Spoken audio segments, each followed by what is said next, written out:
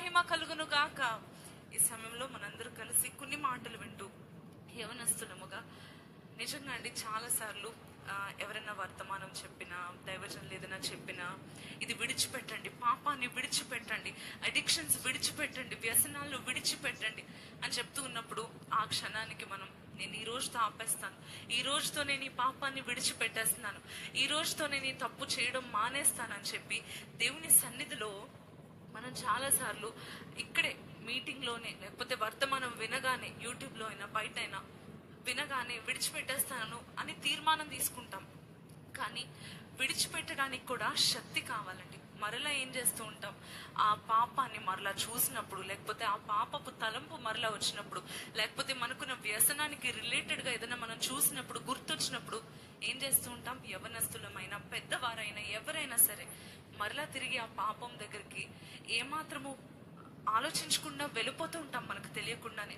కొన్నిటిని విడిచిపెట్టడానికి, పాపాన్ని విడిచిపెట్టడానికి, వ్యసనాలను విడిచిపెట్టడానికి, కొన్నిటిని విడిచిపెట్టడానికి శక్తి కావాలి.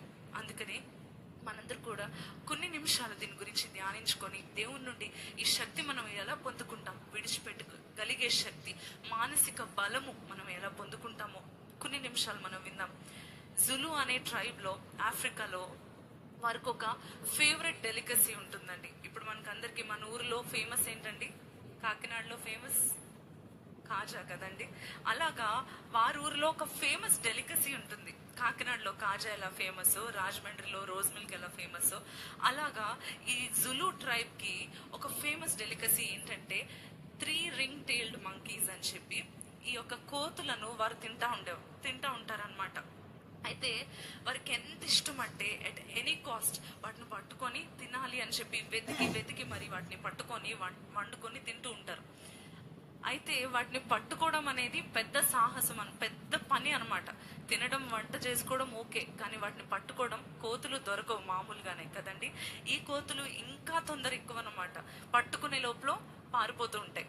అయితే వీటిని పట్టుకోవడానికి ఆ ట్రైబ్ వారు ఏం చేస్తూ ఉంటారంటే, ఆ తెగవారు ఏం చేస్తూ ఉంటారంటే, ఒక కొబ్బరికాయని చెట్టుకు కట్టి ఆ కొబ్బరికాయకి కన్నం పెడతారు. ఎంత కన్నం అంటే ఆ కోతి చెయ్యి దూరే ఎంత కన్నం అనమాట. ఎంత ఉంటుంది, చిన్న చెయ్యి ఉంటుంది కదా, ఆ చెయ్యి పట్టే ఎంత కన్నం మాత్రం దాన్ని పెట్టి దాని లోపల మంచిగా కుక్ చేసిన రైస్ ఆ కొబ్బరికాయలో పెట్టి ఆ చెట్టుకు కడతా ఉంటారు. అయితే ఈ కోతి ఏం చేస్తుంది, దాన్ని చూడగానే ఈ కోతులు ఆ అన్నం తినాలి అని చెప్పి వెళ్ళి ఆ కొబ్బరికాయలో చేయి పెట్టి ఏం చేస్తాయండి, అన్నం పట్టుకుంటాయి కదా. పట్టుకున్న తర్వాత చెయ్యి బయటికి